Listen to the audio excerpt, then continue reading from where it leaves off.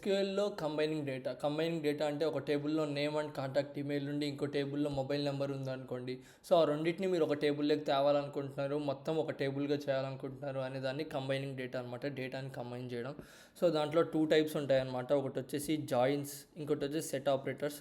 So, ఇప్పుడు table ఏని, table బిని రెండిటిని కంబైనింగ్ చేయాలి అనుకుంటే మనం ఈ జాయిన్స్ ఆర్ సెట్ ఆపరేటర్స్ వాడతాం అనమాట. రోస్ని కంబైన్ చేయడానికి లేదా కాలమ్స్ని కంబైన్ చేయడానికి అనమాట.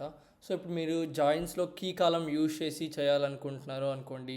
నేను మీకు ఎగ్జాంపుల్ చెప్తాను. సో కీ కాలం యూజ్ చేసి చేయాలనుకుంటే inner join, full join, right join, left join అని ఇలా రకరకాల జాయిన్స్ ఉంటాయి. మనం కింద చూద్దాం నెక్స్ట్ వీడియోస్లో.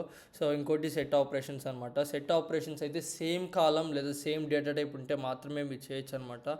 సో దాంట్లో వచ్చేసి యూనియన్ ఆల్, ఎక్సెప్ట్, ఇంటర్సెక్షన్, ఇలా ఒక 4 సెట్ ఆపరేషన్స్ అయితే ఉన్నాయన్నమాట. ఇప్పుడు చిన్నగా ఒక ఎగ్జాంపుల్ అయితే చూద్దాం జాయిన్స్కి. సో ఇప్పుడు నా దగ్గర దీంట్లో ఐడి ఉంది, దీంట్లో 1254 ఉంది, దీంట్లో 1234 ఉంది. సో ఇప్పుడు నేను ఈ రెండు టేబుల్స్ని జాయిన్ చేయాలనుకుంటున్నాను అనుకోండి.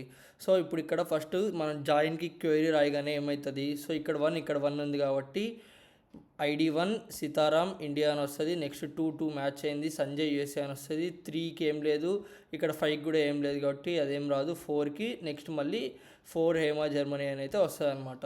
సో ఇలా మనం జాయిన్స్ అయితే వేసుకోవచ్చు టేబుల్ని. ఇక్కడ మీరు చూడొచ్చు, ఇందాక నేను పైన ఎక్స్ప్లెయిన్ చేసిన మీకు ఇక్కడ వచ్చింది. ఇది కంబైనింగ్ డేటా జాయిన్స్ యూస్ చేసి అనమాట.